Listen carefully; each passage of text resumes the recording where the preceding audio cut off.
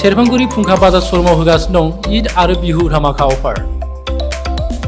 क'क्राझार जिल्ला सेरफांगुरियाव थानाय फुंखा एन्टारप्राइज बाजार श'रुमा 22 मार्चनिफ्राय 30 एप्रिलसिमनि थाखाय होगासिनो दं ईद आरो बिहु धामाका अफारजों लोगोसे एक्सचेन्जनि अफार। बाजाजनि बाइक लानो गोसो गुदुं सुबुंफोरा फुंखा एन्टारप्राइज बाजार श'रुमाव होनाय ईद आरो बिहु धामाका अफाराव फैनानै नोंथांनि गोसोनि लुबैनाय बाजाजनि बाइकखौ लांफैनो हागोन।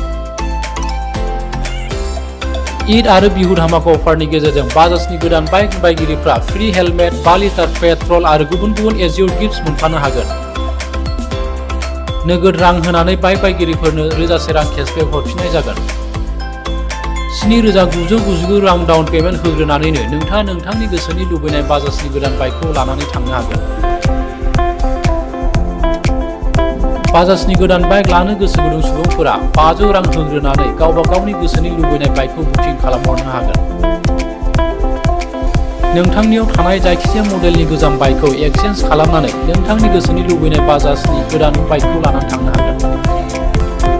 आबुंसिनै मिथिनायनि थाखाय 6003817191 नङाब्ला 7002240725 आरो 9101547892 मबाइल नाम्बाराव कल खालामनानै सुलु लानो हागोन।